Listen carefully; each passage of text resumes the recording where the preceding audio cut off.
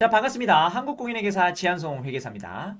지난 시간에 이어서 벤자민 그레이엄의 현명한 투자자 세 번째 리뷰 시간입니다. 제8장 투자와 시장 변동성. 여러분은 여러분이 투자한 자산의 변동성에 대해서 생각해 보신 적 있으십니까? 변동성이라는 건 뭘까요?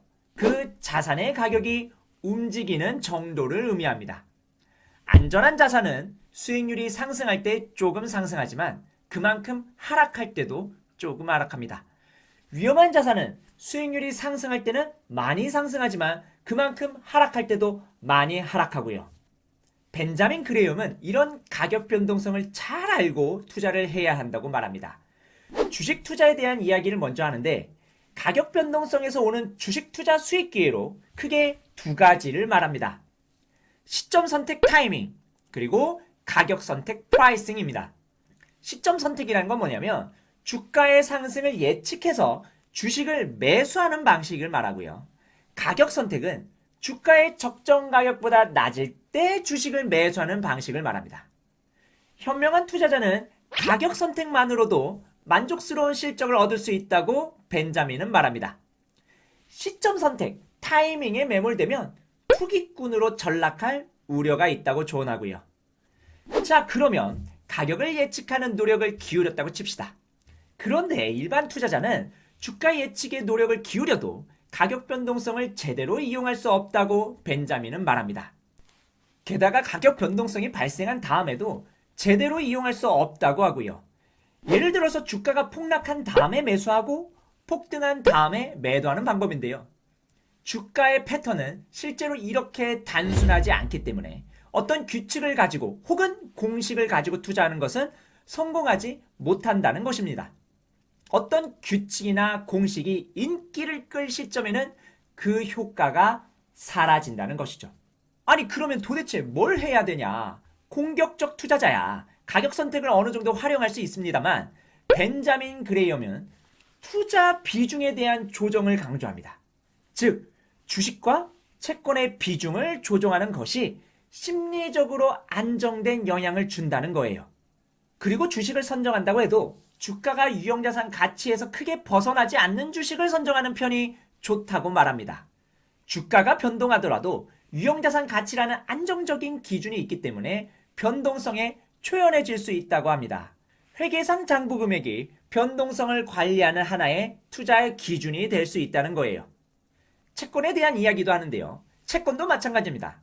채권의 시장 가격은 이자율에 따라서 계속 변동하는데 상각 후 취득원가를 기준으로 생각하면 변동성을 관리할 수 있다는 거예요. 즉, 장기적인 관점에서 회계상의 숫자로 수렴할 것이라는 믿음으로 투자를 하는 것도 좋은 방법이라는 겁니다. 제9장 펀드 투자. 9장에서는 펀드에 대한 이야기를 합니다. 방어적 투자자가 선택할 수 있는 방법 중에 하나가 바로 펀드 투자지요. 유명한 펀드는 그 규모가 엄청 큽니다. 그래서 펀드의 전반적인 수익률은 시장 수익률과 비슷할 수밖에 없습니다. 그래서 모든 투자자가 펀드를 잘 선택한다고 해서 초과 수익을 지속적으로 얻는 것은 어렵다고 합니다. 왜냐하면 펀드를 다 모아놓으면 그 자체가 시장이 되기 때문입니다. 하지만 벤자민은 과거 실적이 좋은 우수한 펀드를 잘 선택하면 초과 수익을 얻을 수도 있다고 말합니다. 다만 시장 수익률보다 조금 높은 거 말고 훨씬 높은 실적을 기록한 펀드, 여기서는 퍼포먼스 펀드라고 칭하는데 이 퍼포먼스 펀드는 특히 조심해야 한다고 말합니다. 화려한 실적은 있으나 이게 일반적인 실적이 아닐 가능성이 높다라고 합니다. 단기적으로는 투기성 위험을 감수해서 높은 실적을 달성할 수 있겠으나 어디까지나 투기적 요소가 있음을 인지해야 합니다. 한마디로 펀드도 위험한 펀드가 있으니 조심하라는 겁니다. 그리고 개방형 펀드와 폐쇄형 펀드에 대해서도 이야기를 합니다. 폐쇄형 펀드는 만기까지 돈을 인출할 수 없도록 설계된 펀드임에 반해 개방형 펀드는 만기 이전에도 자유롭게 환매가 가능한 펀드입니다. 벤자민 그레이엄은 이 폐쇄형 펀드를 추천합니다. 왜냐하면 개방형 펀드 같은 경우에는 중도 환매가 가능한 것에 대한 프리미엄, 영업 직원들에 대한 수수료 이런 것들이 붙어서 일반적으로 폐쇄형보다 더 비싸기 때문이라고 하네요. 혼합형 펀드라고 들어보셨죠? 주식과 채권 등의 분산 투자하는 펀드 형태인데 저자는 과거 실적을 토대로 혼합형 펀드보다는 채권 부분은 직접 투자하고 나머지는 주식형 펀드에 투자하는 것이 더 타당하다고 말하니 이 점 참고하시면 되겠습니다. 제10장 투자 조언.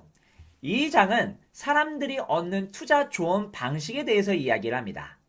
사람들은 다양한 방식으로 투자 조언을 듣거든요. 그 정보의 원천이 어디냐에 따라서 그 정보의 신뢰성이 달라지고 이는 곧 투자의 성패에도 연결이 될 겁니다. 여기서는 투자 조언의 원천을 다양하게 구분하는데 몇 가지만 같이 정리해 보도록 하겠습니다. 첫 번째, 비싼 보수를 받는 인류 투자 자문사와 은행信託 서비스. 이들은 비싼 값을 합니다. 고객들에게 과도한 약속을 하지도 않고 전반적으로 무난한 실적을 추구합니다.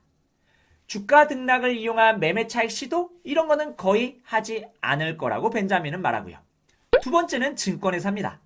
우리가 가장 많은 정보와 조언을 얻는 원천이죠. 증권사들은 과거 투기 때문에 번영했기 때문에 우리한테 투기를 자제하라고 조언할 수가 없다고 합니다. 이는 스스로 매출을 축소하는 결과이기 때문이죠. 다만 증권사 소속의 애널리스트들은 투자자에게 큰 도움을 줄 수 있다고 말합니다.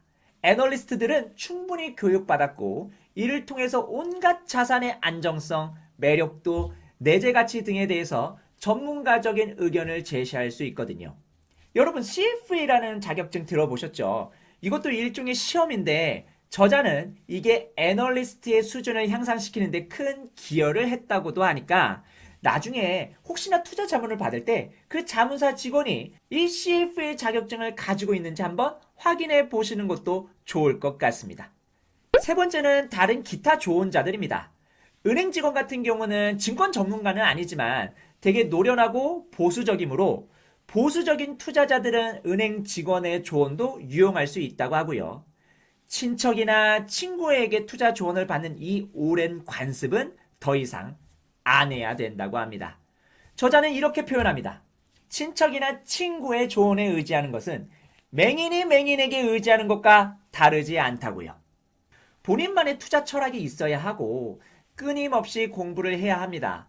그래야 여러 가지 조언도 잘 걸러서 들을 수 있는 능력이 키워지거든요.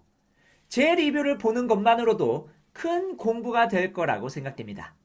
오늘 리뷰는 여기서 마치겠습니다. 다음 시간에 뵙고요. 지금까지 한국공인회계사 지한송 회계사였습니다.